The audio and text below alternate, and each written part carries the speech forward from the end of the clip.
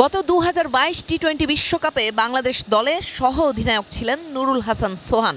এর আগে দিয়েছেন নেতৃত্বও। কিন্তু ২ বছর পর যখন আরেকটি বিশ্বকাপ খেলতে গেছে টাইগাররা, জাতীয় দলের ভাবনাতেই নেই সোহান। জাতীয় দলের হয়ে ৪৬টি টি-20 খেলে ৪৪৫ রান করেছেন সোহান। বেশিরভাগ সময়ই থেকেছেন আসা যাওয়ার ভেতর। নির্বাচকদের পরিকল্পনাতেই এবার কেন থাকতে পারলেন না তা নিজেই বললেন এই উইকেট কিপার ব্যাটার। মানুষ মাত্রই ভুল, এবং শুধু যে আমার ভুলের জন্য সব কিছু হবে এরকমও না। অবশ্যই অনেক কিছু ডিপেন্ড করে, টিম কম্বিনেশন ডিপেন্ড করে, অনেক কিছু সিচুয়েশন থাকে, এবং বললাম যে ধৈর্য রাখাটা অনেক ইম্পর্টেন্ট। সব কিছু মিলায় আসলে আমি যেটা নিজের ওইভাবে তৈরি করতে চাই যে যাতে নিজের স্কিল এবং ফিটনেস নিয়ে আরও ওইভাবে থাকি, এবং যখন নেক্সট সুযোগটা পাবো সুযোগটা যাতে কাজে লাগানোর চেষ্টা করি। কিছুদিন আগেও আর কি ওই যে সম্পর্ক আর কি ক্যাপ্টেন্সি বা ভাইস ক্যাপ্টেন্সির একটা বিবেচনায় ছিলেন, এখন দলের সাথে নেই।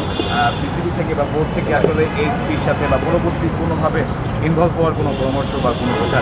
অবশ্যই হয়তো বিসিবির ওরকম কোনো প্ল্যান আছে, হয়তো কোনো ক্যাম্প হবে, এবং হয়তো ওই ক্যাম্পে নিজের ফিটনেস বা স্কিল নিয়ে আরও ইমপ্রুভ করার চেষ্টা করবো। আমরা যতটুকু জানি এখন পর্যন্ত প্রাইমারি লিস্ট করা হয়েছে, আপনার কাছে কোনো মেসেজ বা কোনো কিছু? না, আমি এখন জানি না কিছু। তাদের মানে অনেকবারই আমেরিকার ড্রপ ইন পিচ সম্বন্ধে কোনো ধারণা আছে? আমার কাছে মনে ভালোই হবে, কারণ ড্রপ ইন পিচ অনেকবারই শুনেছি যে নর্মাল উইকেটগুলোর থেকে উইকেটগুলো বেটার থাকার সম্ভাবনা অনেক বেশি।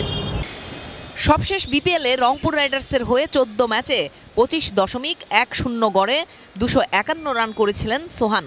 এবারের ডিপিএলে ৪১.২৫ গড়ে করেছেন ৪৯৫ রান। জাতীয় দলে ফিরতে মরিয়া সোহান। ন্যাশনাল টিম তো অবশ্যই একটা প্রাইডের জায়গা, এবং সবসময় আমার কাছে এটা অনেক বেশি খারাপ লাগে যখন ন্যাশনাল টিমের বাইরে থাকি। অবশ্যই চেষ্টা করবো ওই জায়গাটা ফেরত পাওয়ার, এবং যেটা বললাম যে হ্যাঁ অবশ্যই ওই ক্রিকেটটা খেলতেছি তো ন্যাশনাল টিমে খেলার জন্যই, অবশ্যই যেটা বললাম অনেক প্রাইডের ব্যাপার। এবং বিপিএলটা ভালো গেছে, প্রিমিয়ার লিগও আলহামদুলিল্লাহ মোটামুটি ভালো গিয়েছে, বাট আমার কাছে মনে হয় যে অপরচুনিটিটা আসবে, অপরচুনিটিটা কতটুকু কাজে লাগাতে পারতেছি এটা আসলে ইম্পর্টেন্ট। এবং সবসময় একটা জিনিস মনে হয় যে আমি যখন লাস্ট টি-20 ওয়ার্ল্ড কাপে ছিলাম, আমাদের ইন্ডিয়ার সাথে মনে হয় ১৯ রান লাগতো, হয়তো ১৫-১৬ রান আমি নিতে পেরেছিলাম।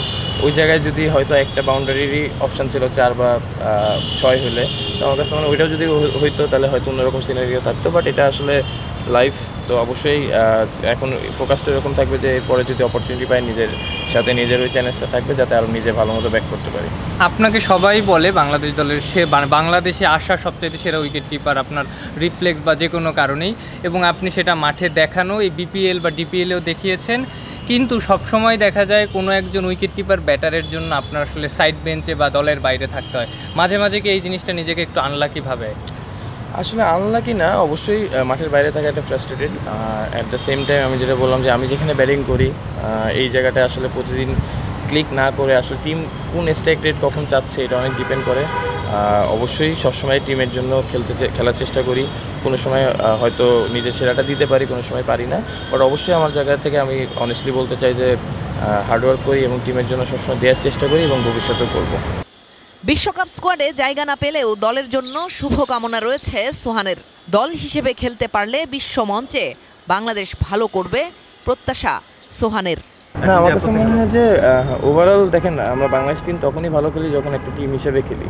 তো টিম হিসেবে খেলাটা ইম্পর্টেন্ট, এবং সবসময় আমি চিন্তা করি যে আইপিএলে যখন 200-300 রান হয়েছে এরকম চিন্তা করা আসলে আমাদের জন্য ঠিক হবে না। আমাদের কাছে মনে হয় যে অ্যাজ এ টিম হিসেবে খেলা, বোলিং, ব্যাটিং এবং ফিল্ডিং তিনটা সেক্টরে যদি আমরা ভালো করতে পারি অবশ্যই ভালো সুযোগ আছে এই ওয়ার্ল্ড কাপে।